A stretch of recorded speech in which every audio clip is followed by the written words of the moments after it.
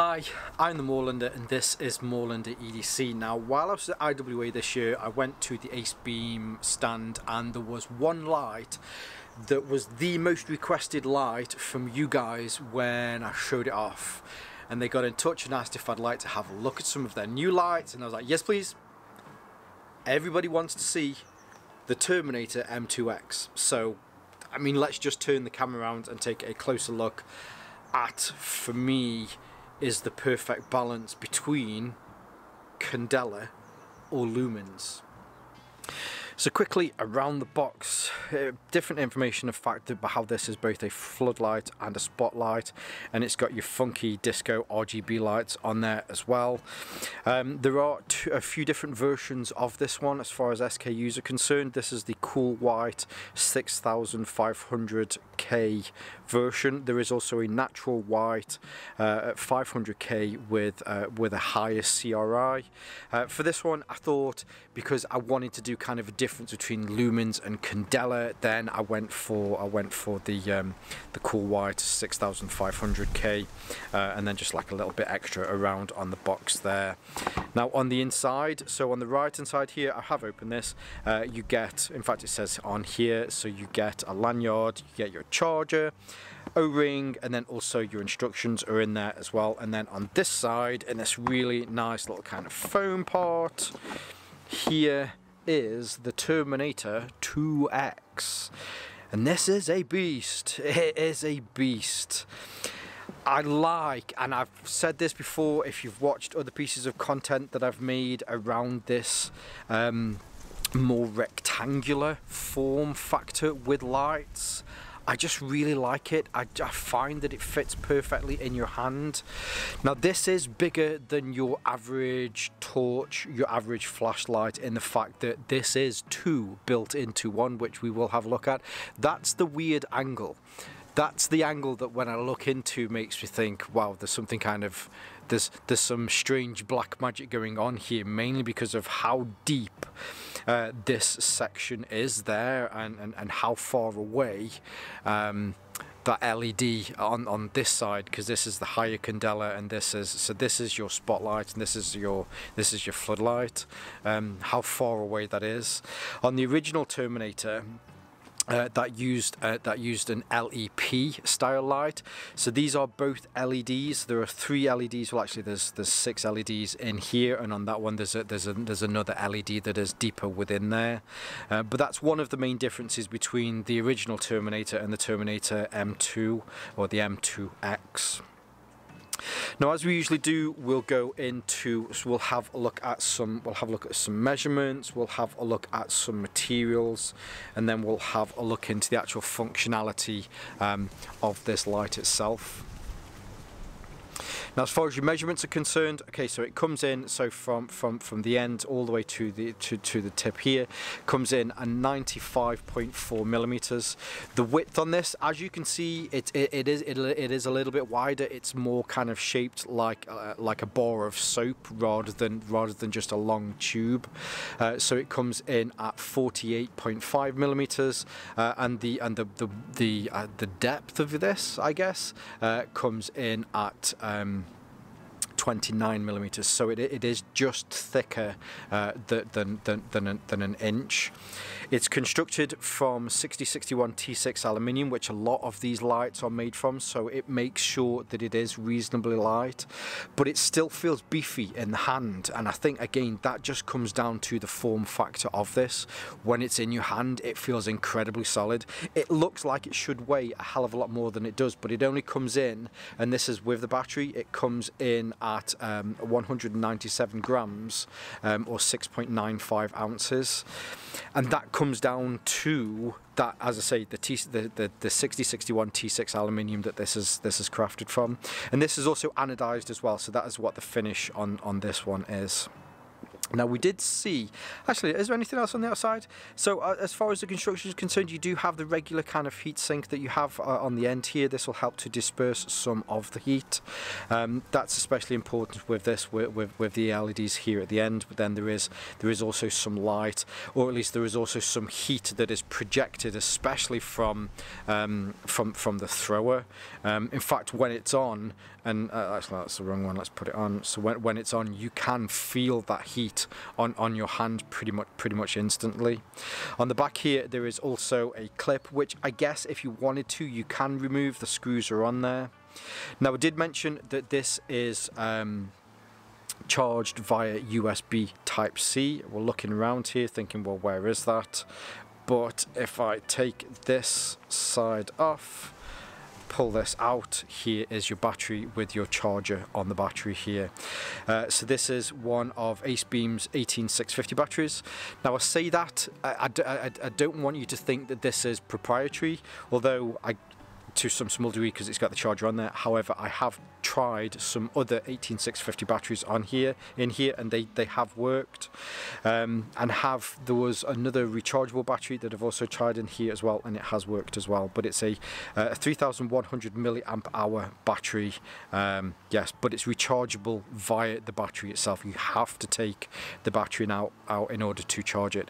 Some people might not particularly like that, but you know, it's just a different way of doing it. But what it does mean is that you could have, if you bought two, or at least if you got an extra battery, because this does come with a battery, that you could have one charging whilst one's being used, and then you can just kind of hot swap them in and out. When that goes in, so you have to give it just a little bit of pressure to force that on. I do this with all of these, so there's half a turn, no play whatsoever in those threads. Give it a little bit more of a turn. I've now seated the O seal on there. And it's yeah, nice and tight. As far as your water rating is concerned, this is, so at least the water and dust rating is concerned, this is the highest that it'll go to with an IP68 rating, 6 being the dust, which is highest for human electronics, and 8 being water, which is the highest that you can get for consumer electronics as well. But what that means in everyday life really is that it's pretty tough. Let's just say it's pretty tough. You could drop this, or at least it's rated to be dropped from about 1.5 meters in the air, and it will continue to work, or it can be submerged within up to 2 meters of water to be taken out, and then it will continue to work as well. Now, as far as working is concerned, there's a few different buttons on here. Now you probably saw me when I was just kind of fiddling around, so I could show you that the thrower mode on here. So predominantly it's used via this button here on the end. This is your on and off button. It's a single click for on, single click for off, but you have the two different modes, or at least you have the two different sources of the light. Some of these do have different modes, similar to like a low, medium and high, and so on and so forth, which you can still operate via this. But when you're using this will turn it on. In fact, actually, okay, let's put it onto the floodlight here. So this will turn it on, this will turn it off. When it's on, you can do a long press, and then this will then ramp up the differences between low, medium and high, and so on. Whereas this light, or at least this button here at the top, this is the one that you use to then be able to switch the sources of LEDs. So at the moment this is the floodlight, and then this side is the searchlight. Now, as far as the searchlight is concerned, if I bring this back in, the tail switch here is just simply on or off. You can't do a long press, which will then cycle through different modes. This just has its one mode. There was another extra one on there as well, so there are some other fancy things that you can do with this button.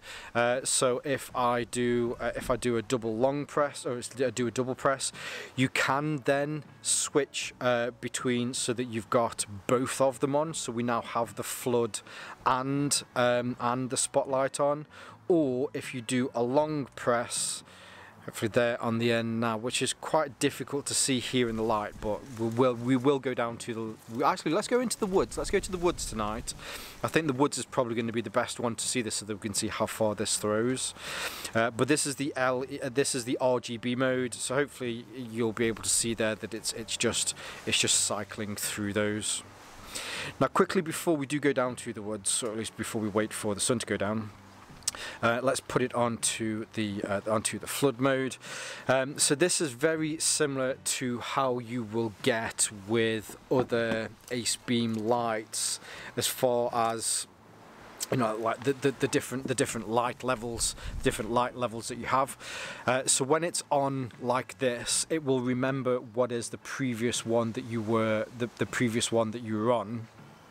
But you can do a long press. So whilst it's off, if you do a long press, this will take you onto the moonlight mode.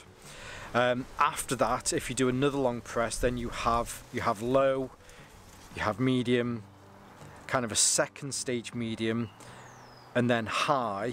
And then if I do another long press, that will then take me back down to low. So it doesn't cycle back round to the moonlight mode.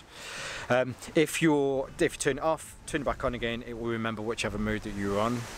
The difference would be as well that when it's on, you can then do a double click, and then that will give you instant access to the turbo mode on this, which at its highest is 3,500 lumens. Now, last little bit, I guess, is when it is on, hopefully you'll see that there is an LED display on here, so it will tell you if for some reason you can't understand which mode you're on.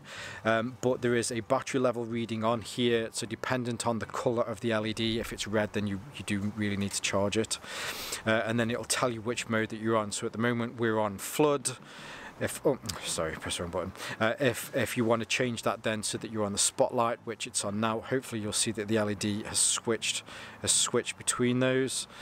Then if you do a double press, you'll see that both of those are on there, and the battery then turns to red, because it's like, wow, this is eating up a lot of battery. So I'll turn that back onto there. Actually, it's done that because I've been testing it out quite a bit. And then if you do a long press, hopefully you'll be able to see that we're now on the RGB. The reason that one turned red, actually, it was because of it moving between those, because it had used a lot of light, because it does soak up, especially when you're using both of them, it will soak up the battery a whole lot faster. Now let's get to the darkness and let's show you exactly why the Terminator M2-X is a beast. Right, well, the sun is officially down. It's actually quite a dark night tonight, so it's probably a good example to show this off. And I have come down to the woods. I thought it'd be better here, really, because we're looking at both the difference between Lumens and Candela. Now, I've done a long press already, and this is on the moonlight mode, which is just 1 lumen. It's quite a wide spread on this, so it does cover quite a large area. 1 lumen is certainly good for a moonlight mode like this. I can do another long press. This will take me up onto the low mode. Now the low mode on this, even though it's a low mode, it's 50 lumens, which is still pretty good for a low mode. When I've been using this generally just for EDC, I've been keeping it on the low mode. One, because it helps to conserve the battery a little bit longer, but also 50 lumens is great when you're inside a building and it's pitch black in that building. 50 lumens is fine. It's perfectly adequate. Walking out with the dogs at night, I can see at least 10-15 meters. So the tree that's just about here, let's see if we can get this in focus. This tree here is probably about 6, maybe 7 meters away. The tree just there in the center, that's probably about 10 meters away. So that's low. Now what I can do is I can do another long press, and this will take me up to the mid. Now as far as mid's concerned, there's a couple of mid settings on this one. So this one is medium 1, and this jumps from 50 lumens up to 200 lumens. Something up in the woods there, something up in the tree. That's just dropped something down on me. Thanks, it's probably a squirrel or something. I've probably just woken it up. But yeah, here we are, 200 lumens. That tree there, which is about 6 or 7, that tree there, that's about 10. But now I can start to see the trees that are off into the distance. I can do another long press. This will take me up to mid 2. Now mid 2 on this, so it jumps from 200 lumens all the way up to 500 lumens, so doubles. Again, that tree, very easy to see. Now looking at these trees here, so the tree, as I mentioned, this one here about 10 meters away, one behind it's about 15, and then there's another tree there that's easily about 20 meters away. But for me, what I can actually see is I can see a lot further into the distance. I can see trees 30, maybe 40 meters away without any issues. I don't think the camera does this justice. Now, as I usually do at this point, we'll have a quick look at the warm spot. Now hopefully you can see it does have a warm spot. It's very wide though. There's 3 LEDs on this, so it's not really going to be a very pronounced warm spot. But as I usually do, so holding it right forward, 45 degrees to the left and back. Oh, let's get this back in focus.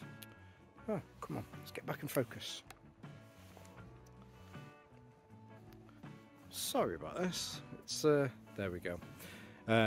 So 45 degrees left, 45 degrees to the right.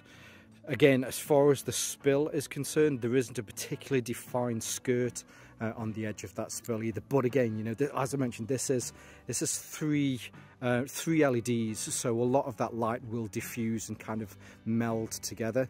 It does look like it's just kicked down. Now I will say, so on some of these medium 1, medium 2 and high and turbo, there are some kickdowns, but I'll leave those details below so that you can see exactly what the kickdowns are. Now where's my button gone? Okay, so now I can do another long press. This will take me up onto the high mode. So this is now moving from 500 lumens to 1200 lumens. Here's that tree again, super easy to see. The trees in the distance now, the ones that I mentioned before that I could see before, is this kind of collection of trees. Again, so I can see those with ease now on this camera, but I can also see past those. I can see 40, 50, maybe 70 or 80 meters past. No issues whatsoever. High again is 1200. Now any point you can do a double press, which will then jump you up onto turbo, and this is the full 3200 lumens, which is, yeah, it's just crazy the amount of light that this throws out. But again, looking into the distance there, you can see. Now one of the bits, so actually what I'm going to do is, let's put this, let's get this, so let's have this on medium 3. So medium 3 is 500 lumens. But as we've seen before, you also have the ability to be able to turn this. So whether you want Candela, whether you want high lumens, this is 500 lumens, or whether you want Candela. And when I press this button now, it changes it from the floodlight onto the spotlight, which is 900 lumens. Look at the difference in that! That is crazy! I've had it out in the woods a few nights, but I will say that with this being the clearest night, because there's no rain tonight, this is mental. So right, so here we go. Right, so when people talk about the difference between lumens is that it floods the light. It's a high lumen but low candela, because all of that light is spread over such a large area. You want to see the difference on a high candela but low lumens. That's your difference. That's really impressive. I think this is awesome. I really want to try out now the one, because this is using an LED. The original version of the Terminator uses an LEP light, which is a laser. Damn it, what is it now? Laser excited photon. Damn it, I forgot what it's called. But yeah, that is crazy. Now, whether you've got it on the spotlight like this, or whether you've got it on the floodlight like that, you can do a double press so that you can use both. So this is currently using the medium, because that was the one that it was on last. and it's using the spotlight as well. But you will find that this will sap. It will really eat away at the battery, because you're using all. How many LEDs? So this will be the 3 LEDs from the floodlight plus the single LED from the spotlight as well. But you can press it again and it'll flick it back, or you can just kind of switch between all of them. You can also do a triple press.